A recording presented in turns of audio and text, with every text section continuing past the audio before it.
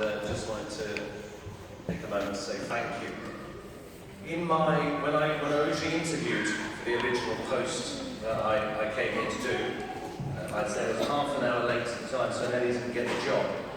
As Father Barry likes his stick for time, and he wasn't impressed when I arrived half an hour late. That was it started to need to go on, but there was two questions he asked me, and the first one he asked me a number of questions, but two that reminded me is, he asked me how long would I stay for, and I said to him I'd stay for 3 years. So I was meant to stay for 3, I ended up staying 10. I'm so pleased I did stay. There's been so many significant moments, it's been beautiful to share them with you. So I want to say a few thank yous. Thank you first of all to the priests, the fathers here. It's a well-known fact, if you work in the Catholic Church, that you only succeed in a parish job if you have the trust and the confidence of your priests to enable you to do what you feel you need to do and to give you the resources to do that. I've been very, very lucky here in 10 years to have Father Barry, first of all, Father Stefan for a brief period, Father Gianni for most of that time, and then, of course, Father Barry returned here last year.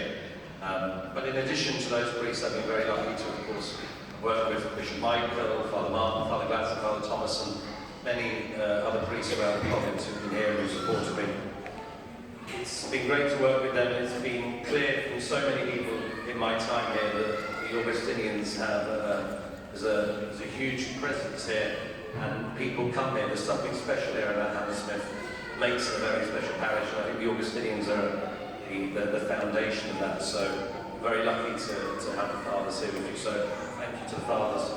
I also wanted to say thank you to you, the people.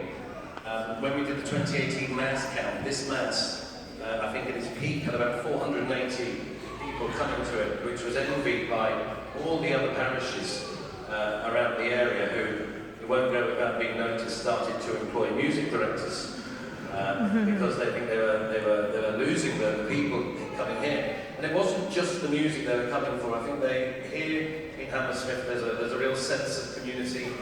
There's a real sense of the full, conscious and active participation of everyone, whether that be here in the church, whether that be FaceTime in the hall, on 3 floors, and giving amens from one floor to the other.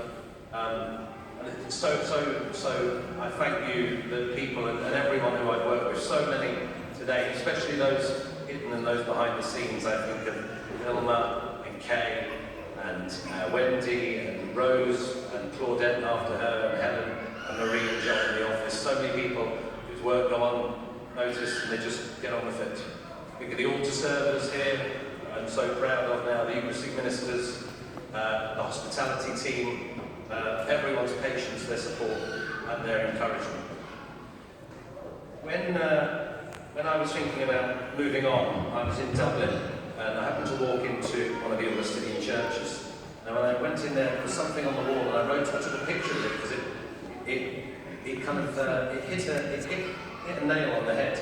And it was a sermon from St. Augustine, and he said, "While this church building is the house of our prayers, it is we who are the Lord's house, not only if charity binds us together."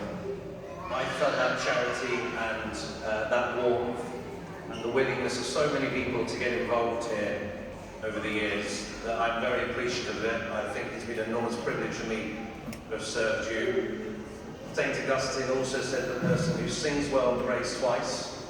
So my prayer for you is a verse from a well-known hymn that we sing here, and this is my prayer as I lead you.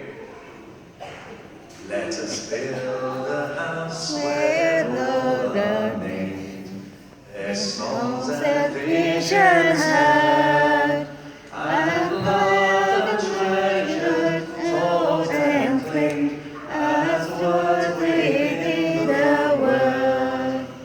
Built of tears, of love and laughter, praise of faith and songs of praise. Let us house proclaim and roll to rafter. All are welcome, all are welcome, all are welcome.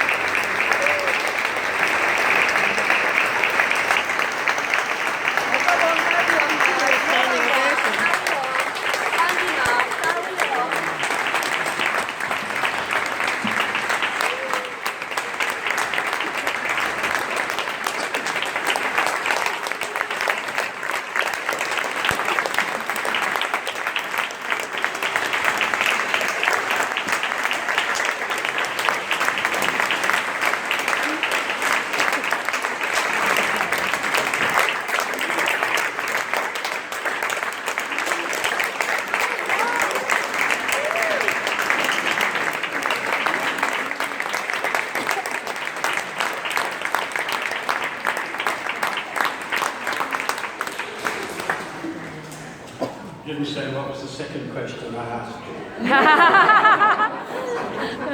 Well, tell us. I don't remember John being late on that occasion. But I do know that of the candidates, he was by far and away the best, the most suitable. That was over 10 years ago. And I was here with him then for several years. And since then, I've boasted about John throughout the diocese, wherever I've been, and the contribution he has made to St. Augustine's. And I know that he doesn't want me to thank him, because ever since I announced his leaving a month ago, I've been thanking him all the time. And I know that he doesn't do it for thanks. I know it's service of the Lord, and service of the church, service of the community. And I do thank him on your behalf.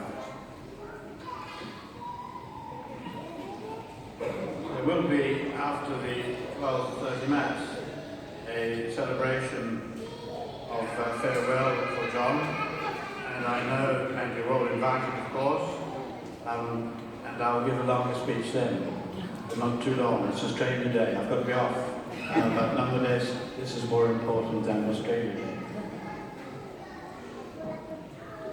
But anyway, you're all invited to that, but I know there are some of you who won't be able to be there. So I do thank him for all his work, for his just the music, but his dedication to every part of our worship. I have to correct you, mindful John, it wasn't St. Augustine who said, "He who sings praise twice." A lot of ink has been spilled over that controversy. Some say it was St. Ambrose, but the long and short visit nobody knows. But anyway, you've done a lot of praying, and for that we thank you. It is true, he who sings praise twice. Just a little look into the future. We have someone who will come and direct the choir until after Easter. We're having difficulty getting people to apply to our ads in a couple of places.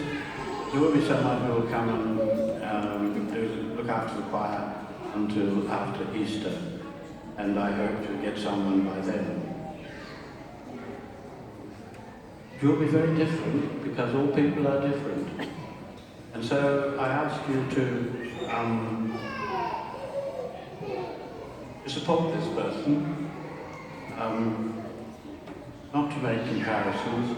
Comparisons are odious. And John, let's face it, is a hard act to follow.